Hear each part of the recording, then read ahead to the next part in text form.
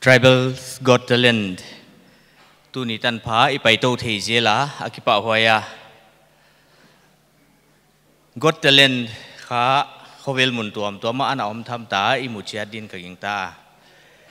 te khinadina America's Got Talent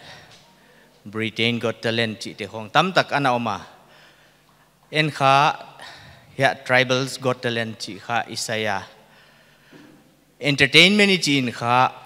gamgi anei kia kwa ma khen tuam chi le kwa nga leng khen tuam lo a hoi taka ki pai pi hina zen pi na mi khen khatina e tribal lungsim pudzia kulenga hidinga zan halni tak audition round second round a hiya iten khompi manipura iten pi mei te na hong perform mule kha anangai zat thada ana zathada tam taka omwa he khapoya kisama ma maya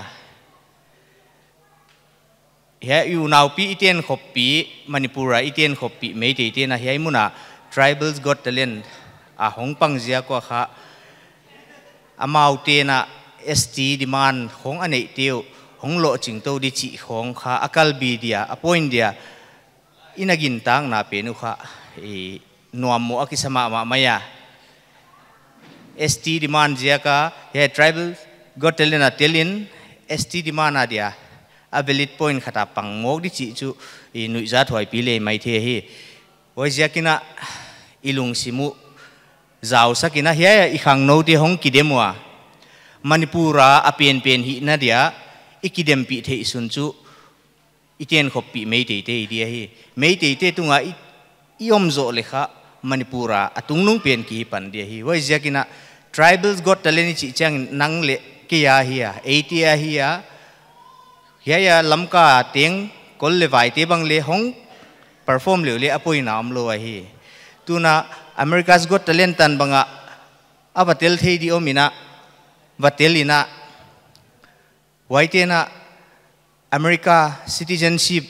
wa Tribals Got Talent ai kele America's Got Talent abatel jaguna citizenship non piagi we chile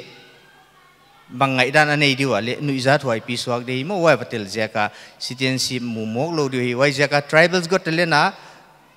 mei ti tiong tel jaka kha ST demand pe nu lo ching di chi na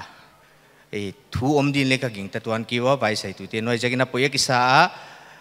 ithukap khiak te social media i the jak te jakina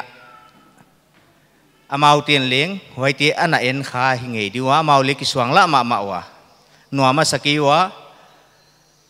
hong tel non lo di tana hon gen uahi manina ko leng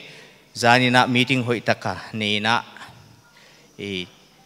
amau to ki thei siam to takina amau te tunia tel sak non lo i hia ilung sim neu zia kwa mi kha ki hin khia in tuna Tribals Got Talent hiai bang kha abul pan pani hia pai zom to zelina tu nung chang ina India state tuam te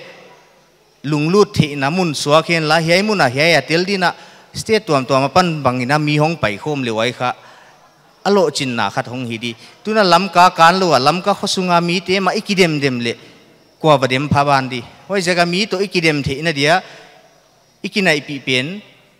imei te teleng hei Tribal Got Talent na hong tel thi wa hi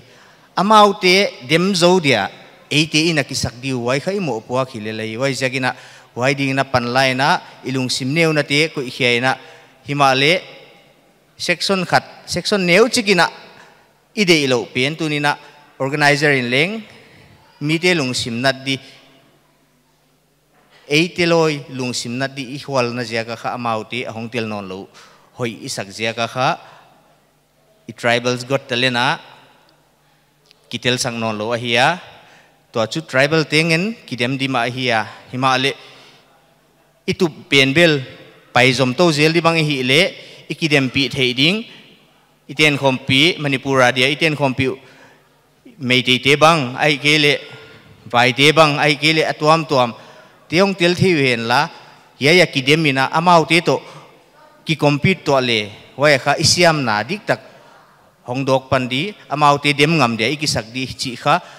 ikhang thak te ikhang no te ihan thonu na jeka leng hiayon ki bola hi chi kha ko pi mai non thei pi dingwa aki sai main leng hun sot pi tak sai ding a hi chi aki gen line leng e hei bang sai ding na hi le hei bang in hi vewa hu chi vewa chia suggestions bang yam hon pe le hi tuan lowa tu akhonunga hei bang athil hong ki gen pen kha kipuna ma maya himale no te lungsim nading ko leng de lo kai manwa toy ten khompi mei te te